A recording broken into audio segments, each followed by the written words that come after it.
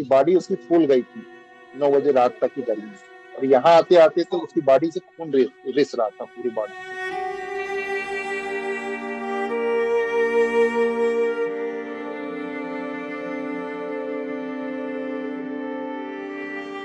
हमको मालूम है कि इस प्रकार की धाराओं में कोई फांसी नहीं हो जाती है।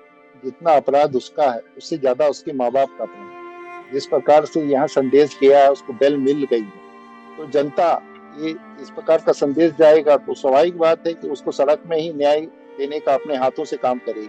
न्यायालय पर भी भरोसा है, पुलिस पर भी। स्वाभाविक बात है, बड़ा बिल्डर है वो, हमको तो नहीं, जो वहाँ साक्षी हैं उनको वो जरूर प्रेशर देगा। आपने बताया कि सुबह 5:30 बजे घटना 3 बजे के करीब की है, और सुबह 5:30 बजे आप लोगों के पास अनीश और उनकी जो महिला मित्र हैं उनके दोस्तों का फोन आया कि इस तरीके का कोई एक्सीडेंट हुआ है, जिसके बाद परिवार को पता चला। तो आप लोगों में से कोई वहां पे घटना स्थल पे गया भी पुणे में, जिसके बाद वहां से आप लोगों को कोई मतलब स्थिति पता चली हो घटना स्थल देख के, या वहां से अनीश की बॉडी और उनके साथी की बॉडी उनके उनके घरों को भेजी गई? बॉम्बे में रहती है वो, और फूफा जी हॉस्पिटल पहुंचते हैं और वहाँ कार्रवाई करवाते हैं। जो उनको उसकी बॉडी को हॉस्पिटल में जो फ्रीजर रहता है वो अवेलेबल हॉस्पिटल वालों ने नहीं कराया। इतनी गर्मी पड़ रही है। उसका उस दिन पोस्टमार्टम रात को हुआ है, जैसे घटनाक्रम हुआ था सुबह बॉडी उसकी पहुंच जाती है 5 बजे, दूसरे दिन 9 बजे उसका पोस्टमार्टम होता। उस बीच में उसकी जो बॉडी है उसको डीप फ्रीजर में नहीं रखा जाता, तो वो बहुत तेजी से डिकम्पोज होती है बॉडी। और यहाँ कल पहुंची है चौथे दिन, तो उसकी बॉडी की ज्यादा डिकम्पोज हो चुकी होती है। तो हमारा निवेदन है कि हर हॉस्पिटलों में कम से कम इस प्रकार की व्यवस्था रखें। जो बाहर से लड़के जाते हैं या कोई भी बाहर का व्यक्ति है, डेथ हो जाती है, तो उसके पेरेंट्स के लिए उसको देखने के लायक बॉडी होना चाहिए, और उसको रेफ्रिजरेटर या ऐसी कोई सुविधा मुहैया कराना चाहिए। ये नहीं कि उसका पोस्टमार्टम जब परिजन आएंगे तब होगा। तो पूरी बॉडी उसकी फूल गई थी 9 बजे रात तक की गर्मी में। और यहाँ आते आते तो उसकी बॉडी से खून रिस रहा था पूरी बॉडी से। हम तो ये मानते हैं कि हमारे दुश्मन की भी बॉडी को इस प्रकार का ना देखना पड़े जो हम लोगों ने आज देखा। रविवार को सुबह 3 बजे यह हादसा हुआ। उस हादसे के बाद जब आपके पास 5:30 बजे सुबह कॉल आया उनके दोस्तों का, आपके भतीजे के अनीश के दोस्तों का, तब से लेकर अभी तक आपके आपके ऑब्जर्वेशन में ज्यादा सकारात्मक भूमिका किसकी रही है? पुलिस की ज्यादा सकारात्मक भूमिका रही है, या जुवेनाइल जस्टिस बोर्ड की ज्यादा सकारात्मक भूमिका रही है? ना पुलिस की रही है, न जुर्नल जस्टिस बोर्ड की रही। इसमें सबसे ज्यादा भूमिका देखें तो सोशल मीडिया की रही है, जिन्होंने इसको इस प्रकार से मैसेज को उठाया। और इसका नहीं तो ये तो एफआईआर भी नहीं हो पाती। और मीडिया की भी रही, जिस घटनाक्रम को डिजिटल के युग में बार बार उसको दिखाया गया और ये बताया गया कि ये गलत हो रहा है, इस बात को उठाया गया और पुलिस इसमें इसका कार्रवाई को करने के लिए बाध्य हुई। और पुलिस ने एफआईआर दर्ज की और ये आज इस मुकाम पे पहुंचा है कि लग रहा है कि कुछ ना कुछ कार्रवाई होगी और न्याय मिलेगा। इसमें जुवेनाइल जस्टिस बोर्ड ने जिस प्रकार से उसको काम करना चाहिए था वो बिल्कुल नहीं किया है। पुलिस ने कुछ हद तक किया है, गलती सुधारने का प्रयास किया है, बल्कि अभी भी उस प्रकार का जो कलेक्ट करना चाहिए उसको एविडेंस, डिजिटल एविडेंस उनके पास भरपूर है। जगह जगह कैमरे लगे हैं, रिकॉर्डिंग हुई है, सबकी रिकॉर्डिंग हुई है। उनको वो रिकॉर्ड जब्त करना चाहिए और अपनी चार्जशीट का हिस्सा बनाना चाहिए, जिससे भविष्य में जब वो कोर्ट में जाए तो उसको सजा हो पाए। अखिलेश जी, आप चाचा हैं अनीश के। सुबह 3 बजे की घटना है रिपोर्ट्स के मुताबिक। तब से लेके अब तक जिस तरीके का घटनाक्रम रहा है, आपने भतीजा खोया, एक पोर्श गाड़ी उनके बाइक को टक्कर मार जाती है, उनके महिला साथी की भी मौत हो जाती है।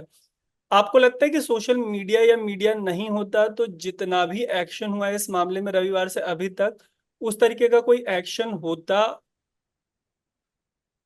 100% ये सत्य है। यदि ये डिजिटल युग नहीं होता, मीडिया नहीं होता, सोशल मीडिया नहीं होता, तो ये जो आज हमको ये भी नहीं पता पड़ता कि किसने उसको हिट कर दिया, हम ये भी नहीं जान पाते, ना हम ये पहचान पाते कि ये कौन व्यक्ति। ये सोशल मीडिया और डिजिटल युग का है कि आज हमको जानकारी हो रही है कि हमारे लड़के को किसने हिट किया और किस प्रकार से। जो उस जुवेनाइल को कोर्ट में रिप्रेजेंट कर रहा है, जो उनका लॉयर है, उनका कहना है कि मीडिया ट्रायल चला रही है, मीडिया खुद ही कचहरी और कोर्ट बन के बैठ गई है उन लोगों के खिलाफ। आपको उनकी ये बात सही लगती है कि मीडिया उनके खिलाफ कोर्ट बन गई है? बिल्कुल नहीं। लोकतंत्र में अपनी बात रखने का सबको अधिकार है, और कहीं कोई मीडिया से न्यायालय कभी प्रभावित नहीं होती, न्यायालय अपना काम करती, पुलिस प्रभावित नहीं होती, पुलिस अपना काम करती।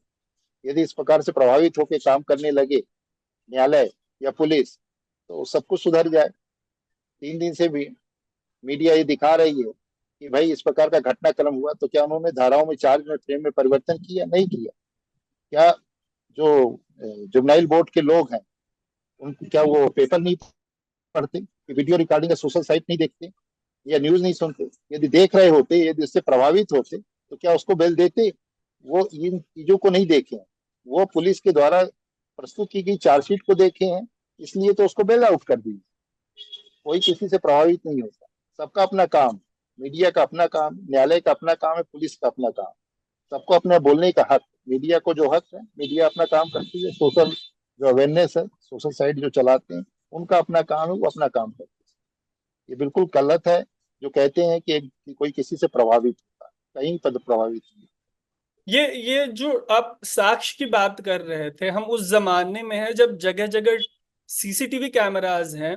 वो लड़का जो रोड रेज का आरोपी है, वो जिस रेस्टोरेंट में बैठा हुआ था वहां का सीसीटीवी फुटेज है।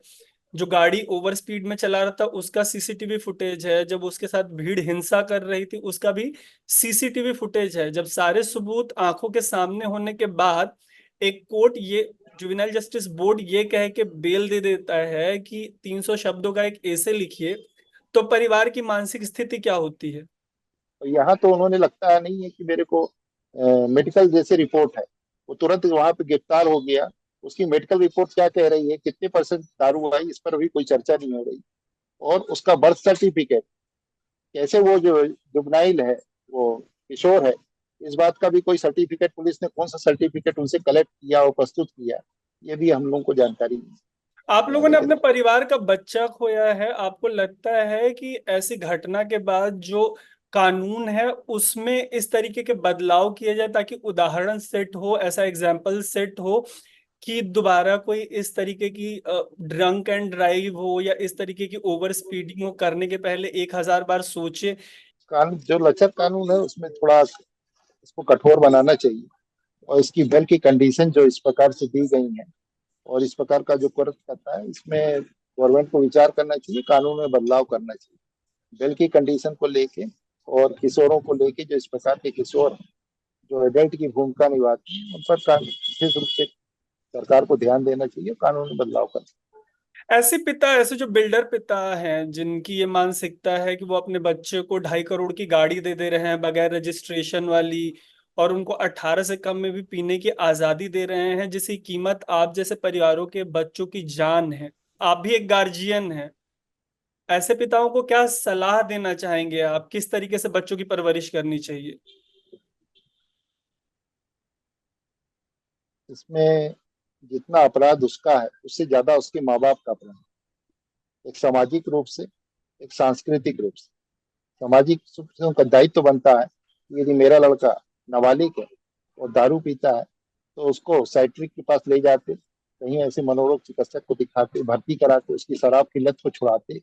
और जब वो उसको ड्राइविंग इंस्टीट्यूट में एडमिशन दिलाते, यदि ड्राइविंग सही सीख जाता है, तब उसको इस प्रकार की गाड़ी उपलब्ध कराते। ये पूरी रूप से एक उनके पिताजी का या माँ का या उनके परिवार का दायित्व था कि अपने लड़के को सही दिशा में ले जाए, जो उन्होंने नहीं किया और कोशिश भी नहीं की। और इस प्रकार से अपने लड़के की गलती में पर्दा डाल रही हैं। ये एक शर्मनाक है। आज उन्होंने दूसरे लड़के को हिट किया। किसी के भी साथ ऐसा हो सकता है। ये हर व्यक्ति सड़क में चलता है, तो इसमें यदि कानून को इस प्रकार से कड़ा नहीं किया जाएगा, तो स्वाभाविक बात है, इस प्रकार की घटनाएं समय के साथ बढ़ेंगी। सर, आप भी आपके बच्चे होंगे। आप बता रहे हैं कि अनीश के भी एक छोटे भाई हैं, उनके माता पिता के पास अब दो बेटों में से बस एक बेटा रह गया। जो बेटा छिन गया, उस बेटे के छिनने के पीछे कोई एक और पुणे का बिल्डर बाप है जिसने अपने माइनर बेटे को पोर्श जैसी इतनी हाई स्पीड और एक्सपेंसिव गाड़ी दी और शराब पीने की आजादी दी, आपको लगता है कि कानून में बदलाव होना चाहिए ताकि ऐसे पेरेंट्स के लिए सख्त से सख्त सजा हो, ताकि फ्यूचर में उनके बच्चे इस तरीके से राह चलते किसी की जान मत ले लें? ऐसे जी पेरेंट्स के बिल्कुल। लिए सर सजा होनी चाहिए, 302 लगना चाहिए ऐसे पेरेंट्स पे? 100% होनी चाहिए, बल्कि इस प्रकार की इतनी सजा होनी चाहिए, इनको इस प्रकार का सबक मिलना चाहिए समाज के सामने कि कोई भी किसी की हत्या नहीं कर सकता है। और हत्या करके में किशोर था मेरा लड़का, उसको बचाने का प्रयास नहीं कर सकता है और बच नहीं सकता। इस प्रकार का एक कानून जल्द से जल्द सरकार को तय करना चाहिए। ये जो बहस है, इसीलिए मीडिया में बहस उठी हुई है कि भाई इस प्रकार का कानून है कि जो एडल्ट किशोर है वो वास्तव में एडल्ट, उसको किशोर बता के और कानून को मजाक बना के कानून को तोड़ मड़ोड़ कर इस प्रकार का उसको बेल आउट करा लेना, ये कानून के साथ खिलवाड़ है। और इस प्रकार के कानून को तुरंत बदलना चाहिए और न्याय सबको मिल सके, हर व्यक्ति को न्याय मिले, इस प्रकार का कानून सरकार को बनाना। सर, आपके भतीजे की रोड रेज में जान लेने का जिस लड़के पर आरोप है, उसके साथ भीड़ ने जिस तरीके से हिंसा की है, उस वायलेंस के बाद एक बात ये भी निकल कर आ रही है कि जितना स्लो प्रोसेस है इंडिया में कोर्ट का, जुडिशरी का, धीरे धीरे भीड़ न्याय जो है ये अपने हाथ में लेने लग गई है कि इंस्टेंट जस्टिस कर देते हैं कि कोर्ट से तो न्याय मिलेगा नहीं, यहीं पे हिसाब किताब कर देते हैं। ये एक समाज के लिए डरावनी परिस्थिति है अगर भीड़ अपने हाथ में न्याय को लेने लगेगी तो। भविष्य में जिस प्रकार से यहाँ संदेश गया है उसको बेल मिल गई है, तो जनता ये इस प्रकार का संदेश जाएगा तो स्वाभाविक बात है कि उसको सड़क में ही न्याय देने का अपने हाथों से काम करेगी। ये जो संदेश गया है गलत गया है। अभी तो उसको भीड़ ने पकड़ के सौंप दिया है पुलिस को। भविष्य में जब देखेंगे कि इस प्रकार के न्यायालय से और उसको बेल आउट हो जाता है, तो स्वाभाविक बात है लोगों में होगा कि यहाँ से इसको बेल मिल जाएगी, इसको यहीं पर समाप्त कर दो। तो इस प्रकार से जो समाज का एक रुख बदल रहा है, आक्रोश हो रहा है, इसमें सरकार को ध्यान देना चाहिए कि इस प्रकार की घटनाएं रोकी जा सके, जल्द से जल्द रोकी जा सके। आपको भरोसा है पुलिस पे, न्यायालय पे? न्यायालय पर भी भरोसा है, पुलिस पर भी, बल्कि उसको कुछ पदाधिकारी अधिकारी इस प्रकार के पुलिस विभाग में हैं जो उस प्रकार से कार्रवाई जैसी करनी चाहिए थी उसमें नहीं की गई। इसलिए थोड़ा दुखद स्थिति बनती है कि भाई इस प्रकार से पुलिस को कार्रवाई करना चाहिए हर केसों में। हर केसों के तथ्य दूसरे केस से तथ्य से भिन्न होते हैं। ये जो था 304 का पकड़ नहीं था, पुलिस जानती है, देखी है, समझी है, उनके पास एविडेंस जो उन्होंने नहीं किया। ये एक बड़ा दुखद। अखिलेश जी, किसी जैसे जो मीडिया रिपोर्ट है उसमें आ रहा है कि जो आरोपी का पिता है वो बड़ा बिल्डर है, पैसे वाला आदमी है।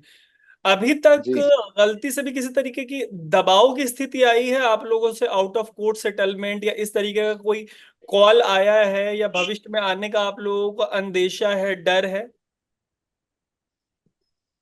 देखिए, अभी तो आज तो अनीस की हमारे पास में सुबह बॉडी आई, आज हम लोग अंत्येष्टि की। अभी इस प्रकार का हम लोगों के पास समय नहीं है ना इनको कोई कॉल आए। बल्कि स्वाभाविक बात है, बड़ा बिल्डर है, वो हमको तो नहीं, जो वहाँ साक्षी हैं उनको जरूर प्रेशर देगा।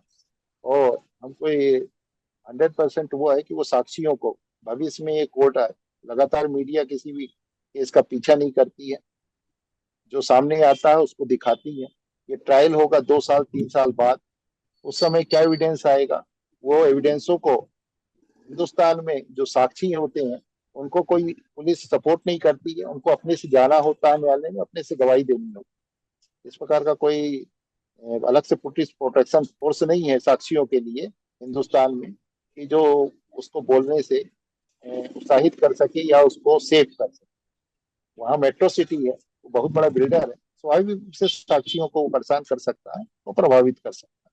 क्या ऐसा होगा जिसके बाद परिवार को लगेगा कि परिवार को न्याय मिला है? प्रॉपरली पुलिस यदि कार्रवाई करती है उसको सजा दिलाने में पूरा उस प्रकार के चार्जेस फ्रेम करती है, जो साक्ष्य एविडेंस उसको कलेक्ट करके न्यायालय में पुटअप करती है, तो स्वाभाविक रूप से परिवार को न्याय मिलेगा। हमको मालूम है कि इस प्रकार की धाराओं में कोई फांसी नहीं हो जाती है, इतना कानून हम भी जानते हैं कि फांसी नहीं होगी, बल्कि ये भी सजा जो है कि आप ऐसे लिखिए साइप्रिक के पास, ये भी एक हास्यास्पद है। कम से कम इतना उसको 2 हत्याओं का वो होना चाहिए कि उसको लगे कि हमने गलत किया है, कहीं ना कहीं गिल्टी उसको होना चाहिए, तो गिल्टी सही। माफ कीजिएगा सर, चलिए बहुत शुक्रिया आपका कि आपने स्विच को इस पूरी बातचीत के लिए इतने, बिल्कुल किसी भी परिवार को तोड़ कर रख देने वाले समय में भी वक्त दिया। हम पूरी कोशिश करेंगे कि फॉलो अप में भी जब कभी भी आपको लगे कि कोई ऐसी स्थिति बन रही है जहां पे मीडिया को आप लोगों की कोई ऐसी बातचीत हो जो मीडिया के जरिए आप दुनिया के सामने रखना चाहे, तो जरूर बताइएगा। हम कम से कम अपने प्लेटफॉर्म के माध्यम से लगातार आपकी बातचीत लोगों तक पहुंचाते रहेंगे। सर बहुत शुक्रिया आपका। Thank you. Thank you.